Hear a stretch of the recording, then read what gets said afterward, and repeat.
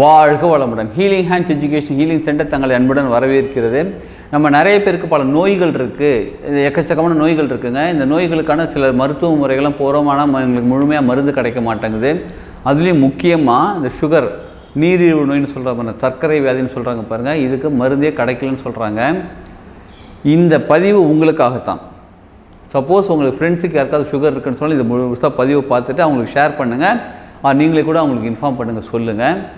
முதல்ல நமக்கு இன்சுலின் அப்படின்னு உடம்புல ஒரு விஷயம் ஒன்று இருக்குது. அந்த உடம்புல இன்சுலின் முழுமையாக சுரக்கும் போது தான் நமக்கு நல்ல சர்க்கரை கெட்ட சர்க்கரை பிரித்து நல்ல சர்க்கரைக்கு இன்சுலின் போய் சேருது, கெட்ட சர்க்கரைக்கு இன்சுலின் போய் சேர்றதுல கெட்ட சர்க்கரை யூரின் வழியாக வெளியில் போயிடுது. நல்லா கவனிச்சுக்கோங்க. இப்போ உடம்புல நல்ல சர்க்கரை இருக்கா அப்படின்றது சர்டிஃபிகேட் கொடுக்குறதுன்னு வச்சுக்கோங்களேன், அது யாருன்னு கேட்டால் இன்சுலின் தான். அப்போ இன்சுலின் சரியாக இருக்கும்பொழுது நம்ம சர்க்கரை அளவு கரெக்டாக இருக்கும். உடம்புல இந்த சர்க்கரையோட அளவு இம்பேலன்ஸாக இருக்கிறதுக்கு காரணம் இன்சுலின் சுரக்கலை. இதற்கு ஒரு பெஸ்ட்டு சொல்யூஷன் என்ன தெரியுங்களா? தியானம். தினமுமே எல்லாருமே தியானம் பண்ணலாம். முக்கியமாக சுகர் பேஷண்ட்ஸ், நோயாளின்னு சொல்கிறாங்க பாருங்கள், உங்களை டாக்டர்ஸ் நம்ப வச்சுருக்காங்க பாருங்கள். நீங்கள் ஒரு பேஷண்ட், நீங்கள் ஒரு நோயாளின்னு சொல்லி நம்ப வச்சுருக்காங்க பாருங்கள், அவங்களும் எல்லாருமே தியானம் பண்ணலாம். தினமும் கண்ண மூடி உட்காரு. காலையில் எழுந்திரிச்சு ப்ரஷ் பண்ணிவிட்டு தண்ணி குடிக்கிறது தண்ணி குடிச்சுக்கோங்க, வேறு எதுவும் சாப்பிட வேண்டாம். டீ காஃபி கூட குடிக்க வேண்டாம். தண்ணி குடிச்சிட்டு அமைதியாக ஒரு ரூமில் போய் உட்காந்துக்கோங்க, கண்ண மூடி உட்காந்துக்கோங்க. உங்களுக்கு எந்த ஆசனம் பிடிக்குதோ, வஜ்ராசனம் உட்காருங்க, சுகாசனம் உட்காருங்க, சேரில் உட்காந்துக்கோங்க, சமணம் போட்டு உட்காருங்க, எப்படி வேணால் உட்காருங்க.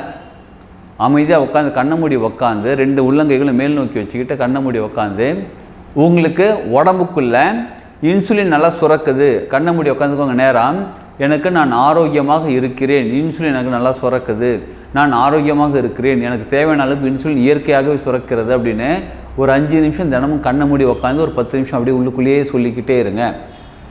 உங்களுடைய ஃபோக்கஸ் எங்கே இருக்கோ அங்கே எனர்ஜி ஃப்ளோ ஆக ஆரம்பிக்கும். எங்கே எனர்ஜி ஃப்ளோ ஆகுதோ அங்கே இருக்கக்கூடிய ப்ராப்ளம் சால்வ் ஆக ஆரம்பிக்கும். சரிங்களா? உங்களுக்கு இன்சுலின் எங்கே சுரக்குது, பேங்க்ரேஸ் எங்கே இருக்குது, கிட்னி எங்கே இருக்குதுன்னு தெரியணும் அவசியம் கிடையாது.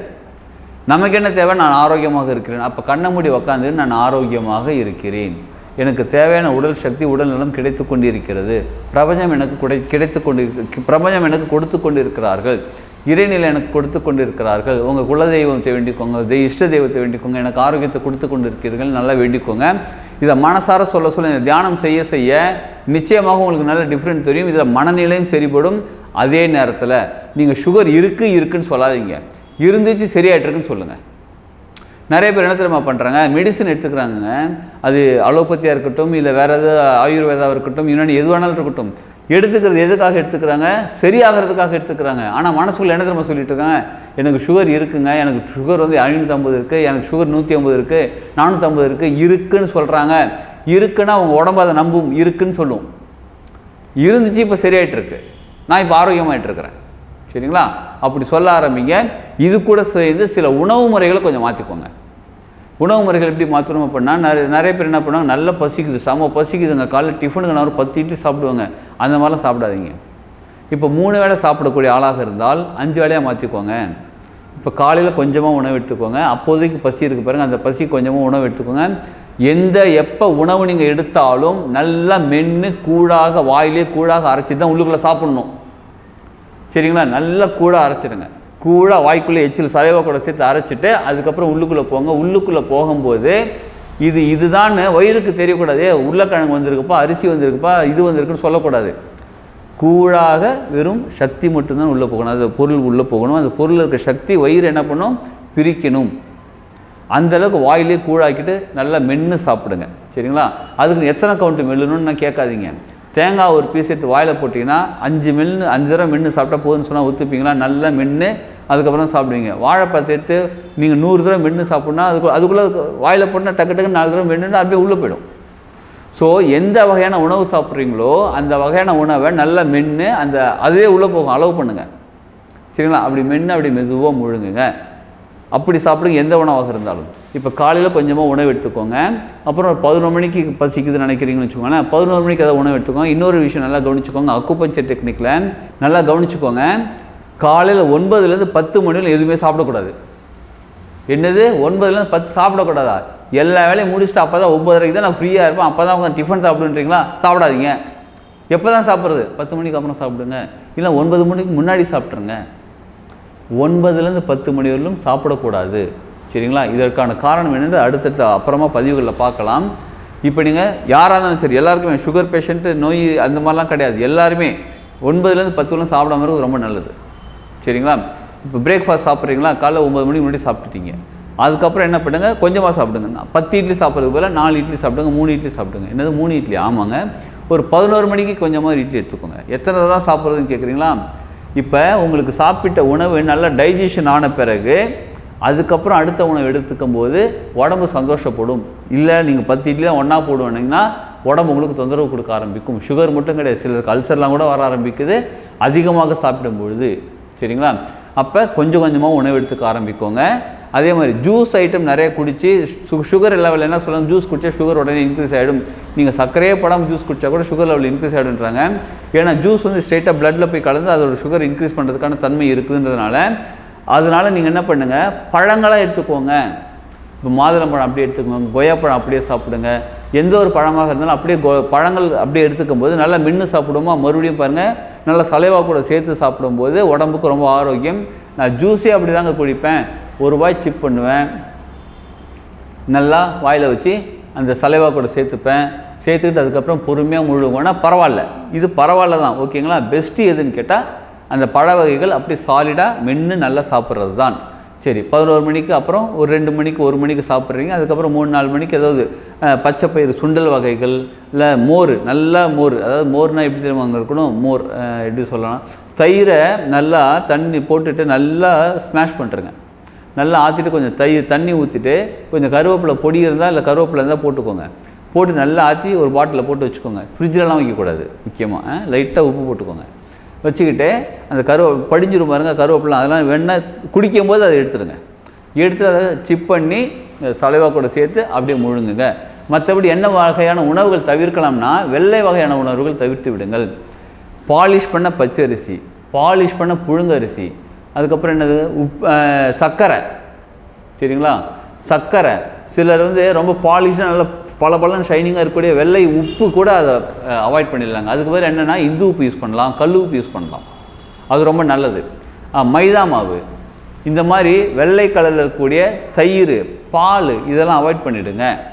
அவாய்ட் பண்ணிவிட்டு ஒரிஜினலாக இருக்கக்கூடிய பால் யூஸ் பண்ணலாம். அதாவது மாட்டு பசும்பால் கூட பரவாயில்ல குடிக்கலாம், பரவாயில்ல தாங்க, அதுவும் குடிக்கலாம். ஆனால் அந்த பேக்கெட் பால் நிச்சயமாக குடிக்காதீங்க. நாங்கள் பால் குடிக்கிறது இல்லைங்க, நாங்கள் அதில் காஃபி டீ டிகாஷன் போட்டு ப்ரௌனாக தானே குடிக்கிறோம். இது எப்படிங்க வெள்ளை கலரான உணவு கேட்கணும் ஒரு சிலர் கேட்டிருந்தாங்க நம்ம கிளாஸ் எடுக்கும்போது.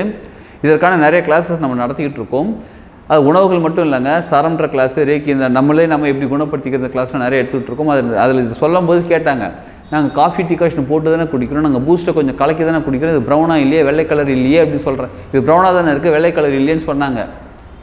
வெள்ளை கலர்னால் ஒரிஜினலாகவே பால் என்ன கலருங்க, வெள்ளை கலர் தானே. அதில் நீங்கள் எதை கலக்கினாலும் பாலோட தன்மை அதில் தானே இருக்கும். அந்த மாதிரியான சொல்கிறேன், கேட்டுக்கோங்க. அந்த மாதிரிலாம் தவிர்ப்பது ரொம்ப ரொம்ப நல்லது. அப்போ வேறு என்ன தாங்க சேர்த்துக்கிறது? நாங்கள் ஏற்கனவே சொன்னவங்கள பாலிஷ் பண்ண அரிசி தான் யூஸ் பண்ண வேணாம்னு சொல்லுது. பாலிஷ் பண்ணாத அரிசி யூஸ் பண்ணால் ரொம்ப நல்லது. சிகப்பரிசி யூஸ் பண்ணலாம், கருப்பு கவுனி அரிசி யூஸ் பண்ணலாம், தானியங்கள் யூஸ் பண்ணலாம், சிறுதானியங்கள் யூஸ் பண்ணலாம். இதெல்லாம் சாப்பிடும்போது உடம்புக்கு நல்ல வலிமையும் கிடைக்கும். இன்னொன்று, நீங்கள் எந்த மாதிரியான வேலை செய்கிறீங்களோ அதற்கு தகுந்த உணவு எடுத்துக்கோங்க. இப்போ கருப்பு கவுனி அரிசி எடுத்துக்கிட்டிங்கன்னு வச்சுக்கோங்களேன், கருப்பு கவுனி அரிசி, கேழ்வரகு இதெல்லாம் வந்து டைஜஷன் ஆகிறதுக்கு கிட்டத்தட்ட 2 மணி நேரம் 3 மணி நேரத்துக்கு மேலே ஆகும். நீங்கள் உட்காந்து சாஃப்ட்வேர் இன்ஜினியர் சும்மா இப்படி லேப்டாப் கம்ப்யூட்டர் தொட்டு எப்படி முறைச்சி பார்த்துட்டு தான் இந்த வேலை தான் பண்ணிக்கிட்டு இருக்கீங்கன்னா அந்த வகையான கருப்பு கவுனி அரிசி கூட கொஞ்சமாக எடுத்துக்கோங்க. டைஜஷன் ஆகிறதுக்கு கொஞ்சம் டைம் எடுக்கும், அதுவும் பசி எடுக்காது உங்களுக்கு, ஆனால் உடம்புக்கு சக்தி கிடைக்கும். சரிங்களா?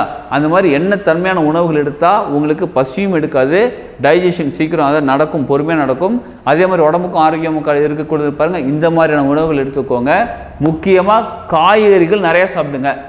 முடிஞ்சளவு வேக வச்ச காய்கறிகள் இல்லைனாலும் பரவாயில்ல, வேக வைக்காத எதுவோ இருந்தாலும் சரி பரவாயில்ல, காய்கறிகள் நிறையா சாப்பிடுங்க.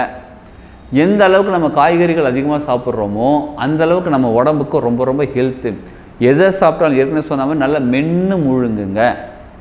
இப்படி சாப்பிடும்போது நீங்கள் சிலர் என்ன பண்ணுவாங்க, சப்பாத்திக்கு வந்து குருமா வச்சுப்பாங்க, நல்லா கொதி குருமா வச்சுப்பாங்க. அந்த மாதிரிலாம் சாப்பிடாதீங்க. சப்பாத்திக்கு வந்து இந்த சேலட், இந்த காய்கறிகள் இருக்குது பாருங்கள், லைட்டாக வேக வச்சது இல்லை முழுசாக வேக வச்சது இல்லை பச்சை காய்கறிகள் சேர்த்து சாப்பிடுங்க. சிலர் கேட்டாங்க இன்றைக்கி, அப்போ நான் சேலட் மாதிரி செஞ்சேன்னா பிரெட் சாண்ட்விச் செஞ்சு சாப்பிட்லாமா? பிரெட்டு மைதா புரிஞ்சுக்கோங்க. அப்போ கோதுமை வீட் பிரெட்டுன்னு பேக்கெட்டில் போட்டிருக்கோம், அதை எடுத்து படித்து பாருங்கள், மைதாவில் கண்டென்ட் இருக்கும், கொஞ்சோண்டு வீட் சேர்த்துருப்பாங்க. ஸோ கொஞ்சோண்டு வீட் சேர்த்தா வீட் பிரெட் ஆக்கிடுவாங்க.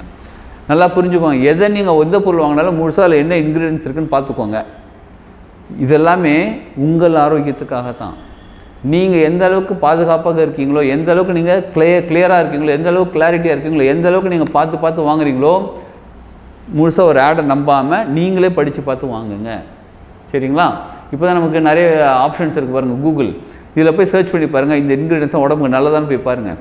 அப்படி பார்த்தா பல விஷயங்கள் சாப்பிடவே முடியாது. கரெக்ட்? அப்படியே ஆமாம், நமக்கு ஆரோக்கியம் வேணுமா, இல்லை எல்லாத்தையும் சாப்பிடணுமா? ஆரோக்கியம் வேணும்னா சில விஷயங்களை தவிர்க்க வேண்டும் என்றால் சில விஷயங்களை தவிர்த்து தான் ஆக வேண்டும். அதெல்லாம் முடியாது, நான் எல்லாத்தையும் சாப்பிடுவேன், எனக்கு ஆரோக்கியம் தான் வேணும் அப்படின்னா கஷ்டம்தாங்க, முடியாது. அதனால் உங்களுக்கு எது இம்பார்ட்டன்ட் நீங்கள் பார்த்துக்கோங்க. உங்களுக்கு ஆரோக்கியம் வேண்டும் என்றால் ஆரோக்கியத்துக்கான உணவுகள் மட்டும் எடுத்துக்கோங்க. சரி, இதெல்லாம் நான் செய்கிறேன், அதனால் ஏற்கனவே நான் மாத்திரை மருந்து சாப்பிட்டுருக்கேன், அதெல்லாம் உடனே ஸ்டாப் பண்ணாதீங்க. நம்ம இதை எந்த மாத்திரை மருந்து உடனே ஸ்டாப் பண்ணுங்கன்னு சாப்பிடாதீங்கன்னு சொல்லவே இல்லை. நீங்கள் இதெல்லாம் செய்ய உங்களுக்கு தானாகவே அந்த நோய் சரியாகிக்கிட்டே வரும். அந்த முக்கியமாக சுகர் சொன்ன மாதிரி அது சரியாகிக்கிட்டே வரும். சரியாக உங்கள் மாத்திரை மருந்தோட அளவு கம்மியாக ஆரம்பிக்கும். அப்பப்போ நீங்கள் தேவைப்பட்டா டாக்டர்கிட்ட ரெகுலர் செக்அப் பண்ணதை பண்ணிக்கிட்டு அதற்கு தகுந்த மாத்திரைகளை கம்மி பண்ணிக்கிட்டு உங்களுக்கு ஒரு நேரத்தில் உடம்பு சத்தமாக க்யூர் ஆகிடுச்சு, எனக்கு டேப்லெட்டே வேணாம், எந்த மெடிசனை வேணான்ற ஸ்டேஜ் வர அளவுக்கு பொறுமையாக இருந்து இதை தொடர்ந்து செஞ்சுட்டு அதுக்கப்புறம் இதை தொடர்ந்து செய்யுங்க. நிச்சயமாக உங்கள் ஆரோக்கியம் பலப்படும், நீங்கள் ஆரோக்கியமாக தான் வாழ்வீங்க. நம்ம ஆரோக்கியமாக தான் உணவுகள் எடுத்துக்கிறோம். ஸோ நம்ம ஆரோக்கியம் தாங்க அது. நம்ம ஆரோக்கியமாக இருக்கணும், நம்ம தான் அதுக்காக பாதுகாப்பாக இருக்கணும், நம்ம தான் அதுக்கான விஷயங்கள் செய்யணும். நம்ம ஆரோக்கியமாக வாழ்வோம். நம்ம ஆரோக்கியமாக இருந்தால் நம்ம வீட்டில் இருக்கிறவங்க ஆரோக்கியமாக இருப்பாங்க, நம்ம வீடு ஆரோக்கியமாக இருந்தால் நம்ம சமுதாயமாக ஆரோக்கியமாக இருக்கும், இந்த உலகமே ஆரோக்கியமாக இருக்கும். நம்ம ஒவ்வொருத்தரும் ஆரோக்கியமாக மாறும்பொழுது இந்த உலகத்தையே நம்ம ஆரோக்கியமாக மாற்ற முடியும். வாழ்க வளமுடன்.